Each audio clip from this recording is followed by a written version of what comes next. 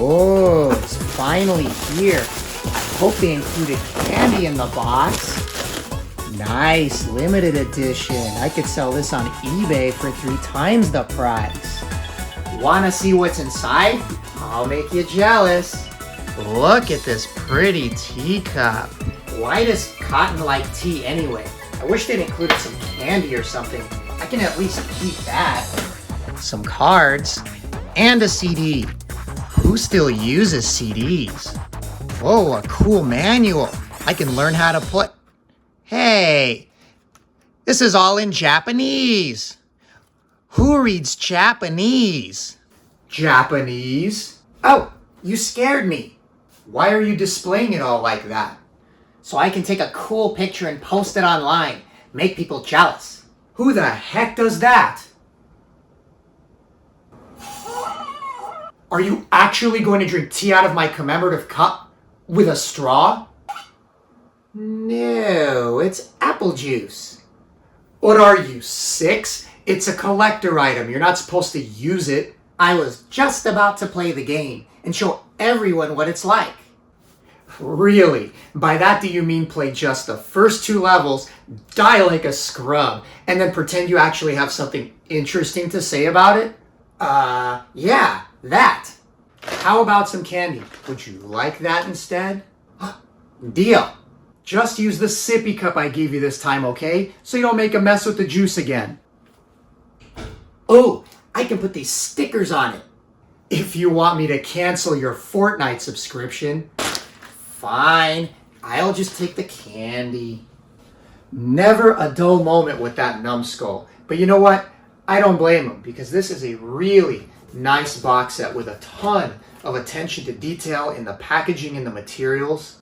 The manual is large and printed on high quality stock, so if you're holding out for the US English release by Strictly Limited, it may be worth the wait because there's a ton of great content here. Check out these stage layouts for every level. I'm impressed. But that's not why you're here, is it? You're here because you watched my Cotton Spectacular preview video and got properly hyped for the game. And now you want to know if it turned out as good as it looked, what I thought of it, and whether you should pick it up. You're here for the good stuff. And if you haven't seen it before, check it out later after this video as I get much more specific on what makes the Sharp 68000 version of the game so unique. Compare it to the arcade, PlayStation, and PC Engine versions, and discuss why it's worth playing even if you've already played any of the other versions.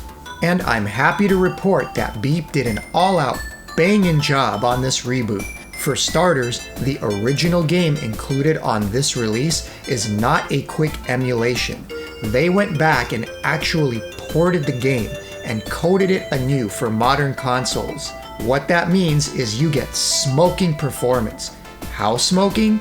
I measured Cotton 68000 at under 3 frames of delay, near 2 in fact. That's as fast as some of the M2 Alesta collection I tested a while back. Nice work. And the modern Arrange reboot was equally fast, or faster. Beep gets mad props for this work and shows that a modern game with nice graphics can still perform fantastic on the Switch. But what about the game? How have they modernized Cotton with the updated graphics, music, new magic system, and extra features? How is the caravan mode and the extra characters that they've added on? Are you ready to find out? Let's go!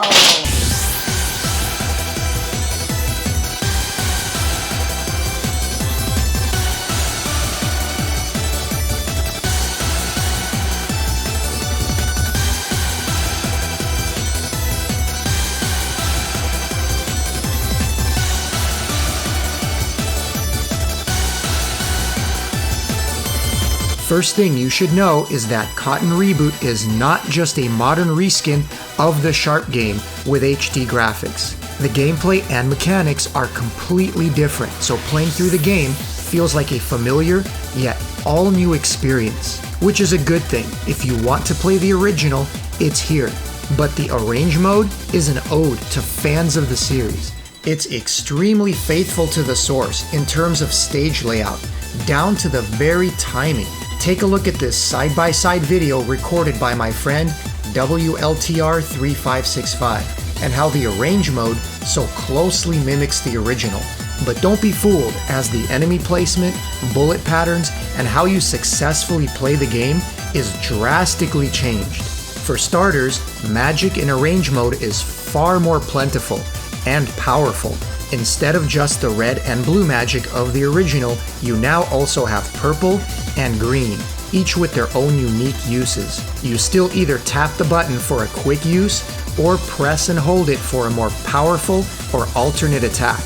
The blue magic still fires lightning, or creates a barrier, while the new purple magic, when held down, can turn all the gems on screen into special black gems, which are specific to scoring and provide a lot more point bonus when collected.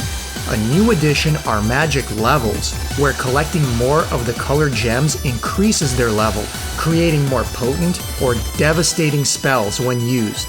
And managing your magic, using it at the right time, is an important aspect of the new arrange mode. Another difference is your main shot.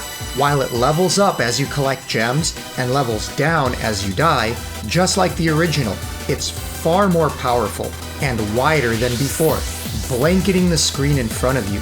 And when your shot hits floating gems, it splits even wider into green lasers, doing more damage to anything it hits.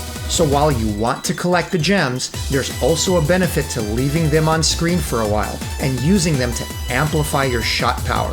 You can do a massive amount of damage in Reboot, and point blanking larger enemies and mid-bosses can be extremely effective for killing them quickly.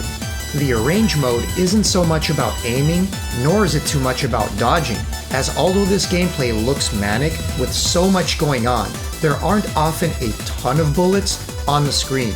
Reboot is about screen control and not letting the enemies overwhelm it, and you. It actually feels and plays a lot like Lords of Thunder to me, which has a very similar concept.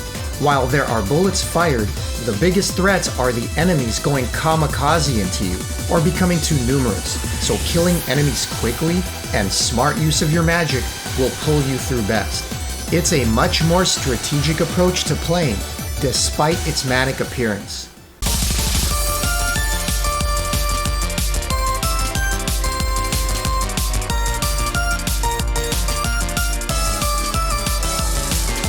A new addition that I did find fun and not present in the original was the ability to kill enemies behind you using the broomstick. The entire area that glows red damages enemies that come in contact with it, and it requires no special attack, aside from running into them. It's a neat callback to old PC Engine caravan shooters, where you could use your booster to speed kill enemies behind you in the scoring modes. And while situational, it's something just there, and easily used when needed.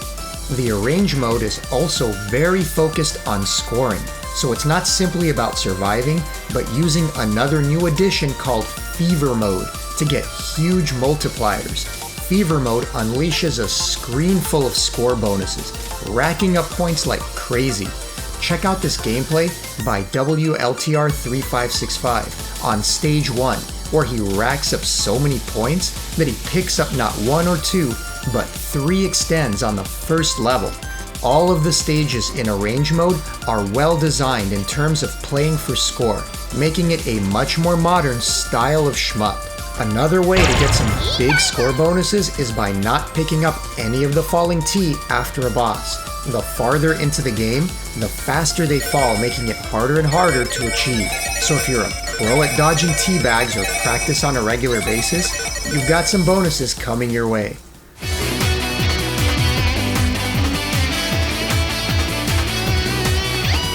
While focusing on scoring is great for longevity, it does have its caveats. While I did really enjoy the new feel to the gameplay, I'm not as much a fan of all the extra flash.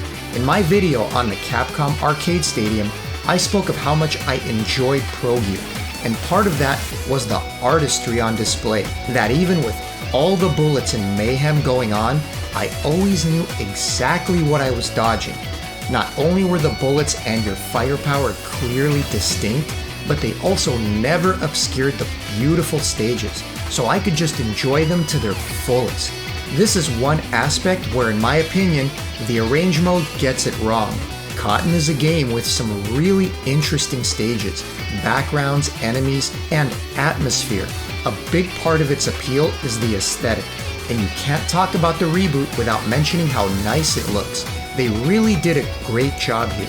The problem is your massive firepower is so bright and distinct, and all of the effects, gems, and score bonus pop-ups are so dense that it obscures what I really want to see. There's so much going on that I'm struggling to make sense of what's what, let alone see half of the stage designs and backgrounds in the process. The game was developed by Studio Siesta, the ones responsible for Trouble Witches, so they were a natural choice for this game and did a bang-up job. Many of you will love it and eat it all up, as it's very modern shmup in approach. I'm just an old fart that likes to float through the stages and enjoy the scenery. Now this can all be forgiven, as it's my old school mentality and preference. Players that perform more modern shmups and bullet hell with screen-filled insanity will dig it, and I can see what Weeb was going for. But one aspect that isn't preference but a design flaw is how all this madness can also obscure the actual enemy bullets. Your shots, as well as explosions and score bonuses, often combine to obscure what you need to dodge, and it took time to adjust. On my first playthrough, I think I died more times not seeing what I needed to avoid more than anything else. I was able to adjust, and you will too, but your brain will be working overtime in some really busy moments, and you'll still have some deaths due to something being obscured. I would have appreciated the ability to turn off some of those unnecessary effects, like the score bonuses to help with visibility, and enjoy more of the artistry, but that's just me.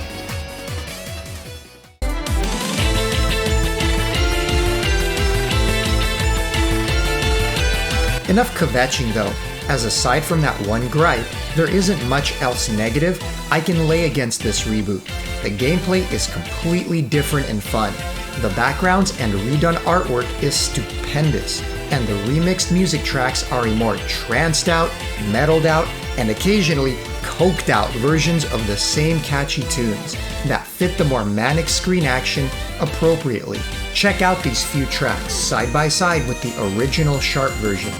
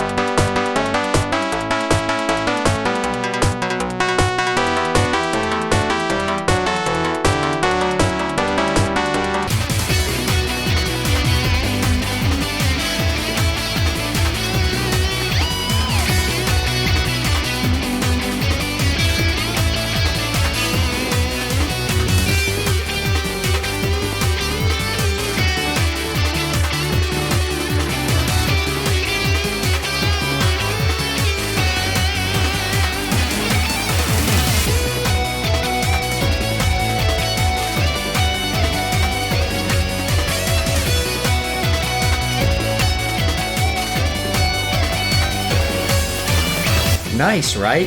Some of them I like a lot, while others I prefer the original. And you know what? They've got you covered. You can select either soundtrack in the options menu, playing the new arrange mode using the original soundtrack. How cool is that? The limited edition box set you saw at the start of the video also comes with a music CD for anyone that's already pre-ordered it.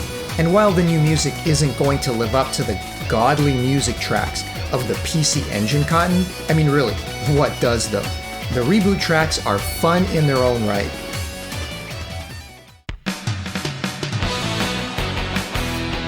Speaking of which, in my first Cotton Reboot preview, I mentioned the Dark City Productions Cotton Remix on PC Engine. That game and remixed CD is available again for purchase at $35. And if you're a fan at all of Cotton music, you need to check it out. It's not a repro, it's a remix, and a cheap way of having both the game and remixed tracks for much less than the cost of the original game. I put a link in my description for anyone interested, as once they go, it'll be a long time, if ever, that they become available again. So I'm mentioning it here again. If you're looking for the ultimate Cotton OST, along with the game, that CD is it. Before I move on to the extra modes, features, and the original game, I wanted to also mention the bosses. Just like the rest of the game, while they do look the same, they use new attack patterns and projectiles more fitting of the reboot, feeling like fresh fights. The final boss has a pretty massive health bar and takes quite a good while to take her down, unless you've mastered your magic and fever, taking advantage of all the damage boosts you can muster. And while she starts out easy enough, she continues to add new and faster attacks to her repertoire the more you whittle her down, getting very hectic toward the final stretch. Once you complete the game, you'll unlock Silk as a playable character. While I haven't figured out all of her differences yet, she definitely seems to move faster and is a pretty small target. Supposedly, you can also unlock Prill, a character from Trouble Witches, as playable, though I have yet to figure out how, and I'm wondering if it's a later DLC or something else. That'll be something fun to explore later.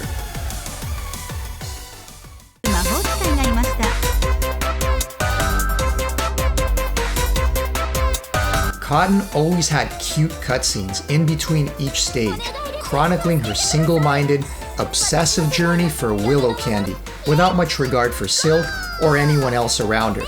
And these cutscenes are also redone with modern artwork.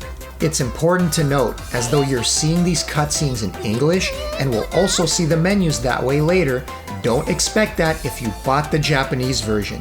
The game arrives with English intact, but a day one patch removes it. While I'm sure the Western release will all be in English, the moment you update the Japanese game, it will disappear, so enjoy it while you can. By not updating my game first, I was able to show this to you in hopes it will help for those wanting a translation in the meantime, so you can understand the menus if you need to go back to the video as reference. But as punishment, the game won't connect to the server and leaderboards until I update, so none of my scores are recorded or will be until I do. But I've got to play through it all in English first and get you the translations in the meantime. In terms of menus and features, Studio Siesta and Beep went to great lengths on the presentation. First and foremost, I love the training feature, especially given how complex Cotton is in terms of weapons, magic, experience, and attack options. It not only explains every type of attack and how to use it, but does so in a fun way, with humor, while you banter back and forth with Silk. In addition to the very detailed manual the game comes with, any questions you have on the gameplay will be answered, if you speak Japanese that is. Again, I was lucky to still have my English option intact. And if you ordered the Western version of the game and are waiting longer for it, know that there's a lot of content here that very much makes the game worth playing in your native language to enjoy fully. That doesn't make the wait any easier, but know that in this case, it may be worth it. You can pre-order that version from Strictly Limited Games, and I included a link in my description. I also noticed that Play Asia now has an English version specifically for sale as well, with a ship date of March 18th, so you can order it there too. Why they can't just have one version with all the language options on every release, just like I clearly have right now in my non-updated copy, is beyond me, as it's already done, but keep that in mind. Depending on your language preference, the purchase options are there so you can find the right one for you.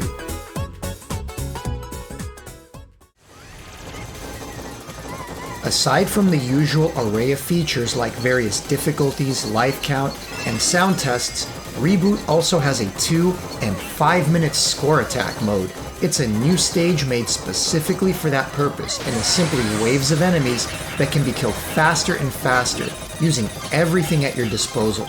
You know, I do love a good caravan mode, but I have to say, of all the new additions, I found this one the least interesting. There's only so much to get out of it when it's simply waves of enemies without any stage hazards, destructible bonuses, or other caravan mode staples that make them more interesting. It's not easy doing a caravan mode in a horizontal shooter, and there's a reason why every single early caravan competition in the early days were vertical, but it can be done, as a not well known hidden PC Engine caravan shooter called Forcegear clearly shows. A good caravan mode needs a ton of nuance and hidden bonuses to find and explore to keep it interesting, so you can play those 2 or 5 minutes over and over. You can see my latest video on recently released Raging Blasters on how to do a proper caravan mode and what makes them so much fun. It could be there's a lot I'm just missing in this mode here on Reboot, but from what I can tell, it's not something I'll spend too much time with versus the main game. That being said, any stage in the main game is a fantastic scoring mode in of itself. Everything they didn't do in an interesting way in the extra modes here is done fantastically on the main stages. Much like cave games, the meat and potatoes of scoring is in the game itself, and if that's what you enjoy most, will be where you spend the majority of your time. The main game of Reboot is a scoring bonanza, and likely to satisfy anyone craving that type of challenge. That being said, there are a couple of glaring oversights in terms of scoring and options that I want to mention in hopes that by hearing the pleas of myself and other reviews, they may release a patch to fix a couple issues. First and foremost, the score doesn't reset when you continue, it just keeps accruing, which is unacceptable. While the game does put a little signifier next to any scores achieved using continues, so you know which ones are legitimate. They don't belong on the same leaderboard or should be sortable. That's an easy fix and one I highly recommend. Second, if you're going to make an arrange mode focused around scoring, then you need to provide scorers with the proper tools to practice. While the Reboot has a wealth of features, what's missing is any kind of stage or boss select that could unlock once the game or stage has been completed. I can understand not wanting to implement save states or rewinds, but at a minimum, a stage select absolutely needs to be unlockable for practice. Another very easy fix that I highly recommend. Since I'm not a big score chaser, it's not as big a deal to me, as I'll likely always play this game from start to finish, just for enjoyment. But anyone who chases high scores will find this omission unacceptable. Easy fix and patch. So if Beep is listening, please make these updates a priority. I'm not big into rating games with numbers or grades, but if I had to rate the new arrange mode, I would give it a B for anyone like myself that prefers the less is more approach of the older generation games. That and the tendency to obscure bullets can be troublesome.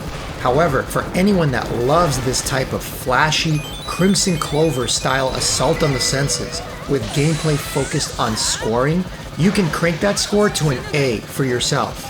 The obscured bullets and backgrounds will simply be a minor annoyance and likely something that you're used to in what is otherwise a scorer's utopia, filled with lush visuals, catchy music, and plenty of replay value. It really is an all-new game wrapped in the stages of the original, so you aren't simply retreading old ground. Am I happy I picked this one up? Hell yes, I am.